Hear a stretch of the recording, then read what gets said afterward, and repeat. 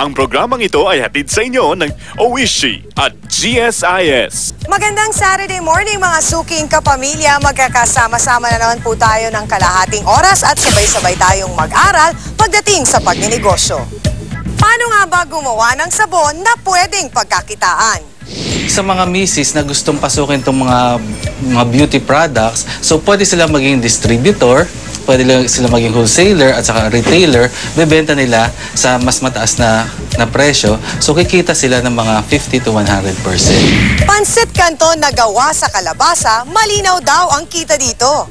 The productivity of these agrarian reform farmers in this ARC, we introduce yung off-season vegetable farming. Nag-isip naman ngayon ang DAR kung paano natin matulungan yung mga farmers ngayon na may market yung squash nila.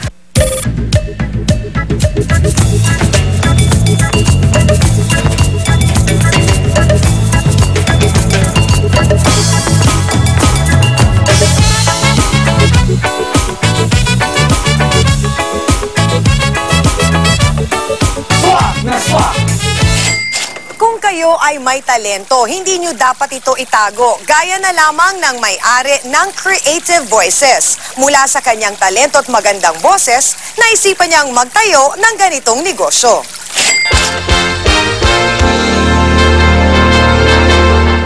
Sila ang mga boses na nasa likod ng ating mga kinagigiliwang telenovela o anime. Sila rin ang ating mga hinahangaang radio drama talents. Ang tawag sa kanila, mga dubbers o voice-over talents. Pero alam nyo ba na may pera sa boses? Ito ang napatunayan ni Pocholo Gonzales ng Creative Voices. Nagsimula bilang voice-over talent at dubber si Pocholo noon. Knockdown ang peste ng palayan! Ngayon, siya na ang big boss ng Creative Voices. Matagal na akong voice talent. Mahigit 10 taon na akong nag-recording bilang isang radio drama talent. Sa September issue ng F Magazine, Bilang isang commercial voice-over. Nakita ko yung potential ng voice-over market dahil dito sa Pilipinas, medyo hindi napapansin kasi yung mga voice talent eh. Pero sa totoo lang, ang voice acting, isa sa pinakaunang industriya.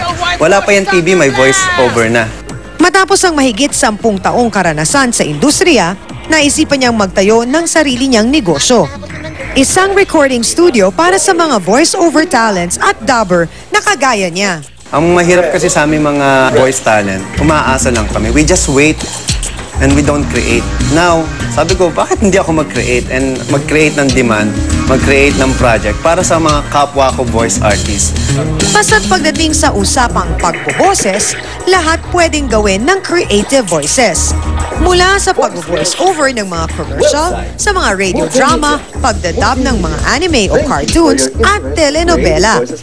Dito sa Pilipinas, sumusunod kami sa tinatawag na standard. Ang isang voice-over ay 15 to 30,000. Pag sinabi mong voice-over, siya yung boses ng particular na produkto. Ang character voicing naman, yun yung mga character. Kung uy, bumili ka na ng bagong produkto namin. Ganun. 8,000 yung character, 15,000 naman sa voice-over. Voice acting is not like that. No? Kailangan meron kang emotions, may skills, may techniques, may arts ka natututunan para ma-deliver mo ng tama yung message. Pinag-aralan namin mabuti yan ni Mr. Pocholo Gonzales through decades of our training and industry training namin. So, yung mga natututunan namin sa industriya, in-apply namin sa trabaho namin ngayon. Pinaka-pundasyon ng aming kumpanya ay ang mga talent. Karaniwan, ang nangyayari sa mga talent, nandiyan yung nararamdaman nilang hindi sila nababayaran sa oras, nandiyan yung nararamdaman nilang hindi sila sinisupot sa oras ng kausap nila. So, yun ang binabago namin. No? Pino-professionalize namin yung industriya. Sabi namin sa kanila, ang kailangan nyo, representation. Kumpanya. No?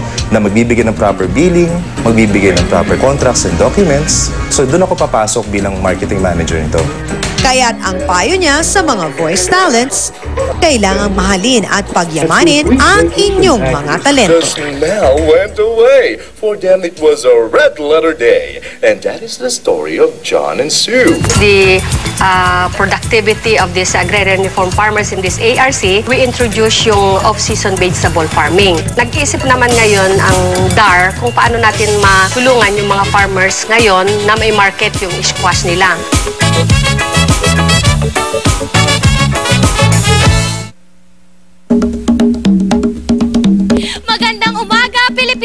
Yes, narito po tayo sa health station ng Barangay UP Campus, Quezon City para sa Pop Shop.